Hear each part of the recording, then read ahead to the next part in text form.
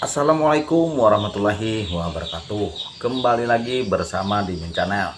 Sebelum kita lanjut ke cerita, silakan tekan subscribe dulu dan juga tekan tombol lonceng notifikasinya agar tidak ketinggalan kisah selanjutnya. Langsung saja kita ke cerita. Diana Permata Indah dari Desa, karya Henny, bab 139.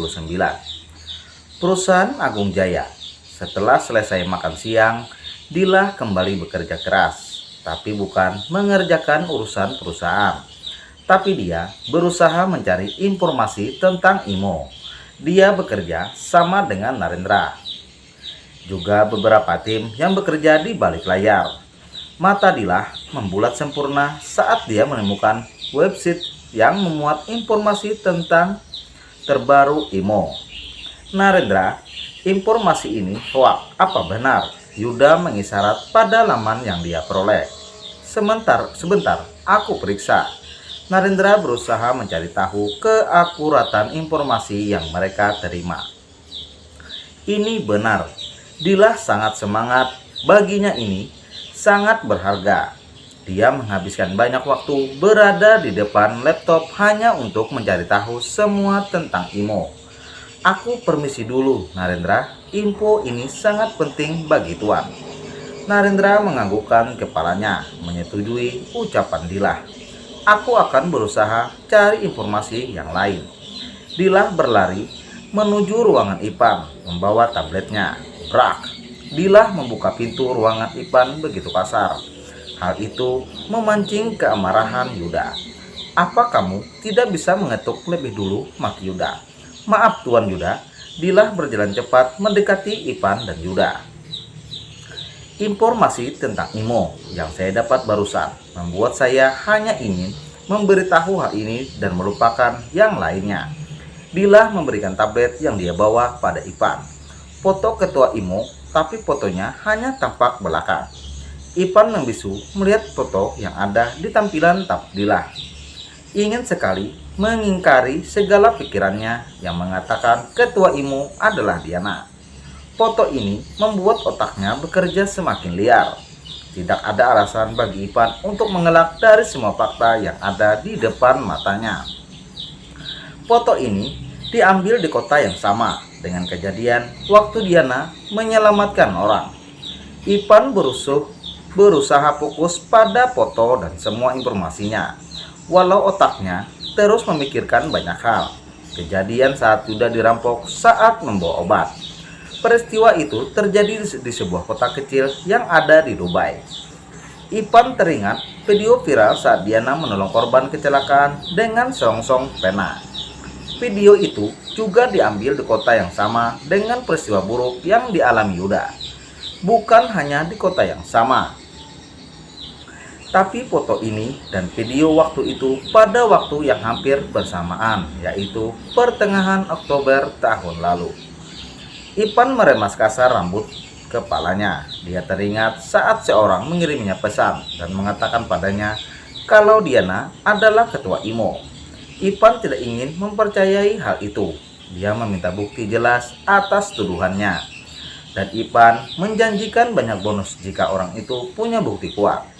Ipan sulit percaya karena selama Diana bersamanya saja sangat banyak fitnah yang terus membidik Diana. Apalagi tuduhan yang berkaitan dengan Imo. Organisasi Imo bukan organisasi biasa. Semuanya memiliki bakat khusus dan sangat terlatih. Ipan membuang kasar napasnya, mengingat bagaimana keahlian dan kepintaran Diana. Hal ini semakin menguatkan dugaannya kalau ketua Imo itu adalah Diana. Yuda mengambil tab Dila yang Ipan pegang. Wajah Dila terlihat begitu hancur. Lihat ketua Imo sama persis dengan Diana. Apa aku salah jika menduga ketua Imo adalah Nona Diana? Sela Dila, sabar dulu. Jangan gegabah lagi. Kita bermain santai dulu. Sela Ipan. Tok tok tok. Suara ketukan pintu membuat obrolan Ipan dan Dila dan Yuda terhenti. Ketiganya kompak menoleh ke arah pintu. Narendra, ada apa? Tanya Ipan. Narendra langsung masuk ke dalam ruangan Ipan. Tuan, sebentar lagi kita akan menggali informasi tambahan tentang Imo. Duh, Ipan sangat shock. Jangan sampai mereka menemukan bukti kuat kalau Diana ketua Imo. Aku harus melindungi Diana. Tahan dulu pencariannya kita, Narendra, ucap Ipan. Yuda sangat tidak percaya dengan yang dia dengar barusan. Apa? Tahan? Ipan menganggukkan kepalanya menjawab pertanyaan Yuda. Pencarian kita hampir menemukan hasil, ucap Yuda. Kita baru melakukan kesalahan, Yud. Jangan sampai mereka tahu kalau kita masih bekerja. Kamu menyembunyikan sesuatu dari kami, tanya Yuda pada Ipan. Menyembunyikan apa?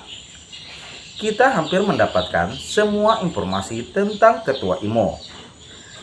Dan kamu meminta tim kita untuk berhenti sementara.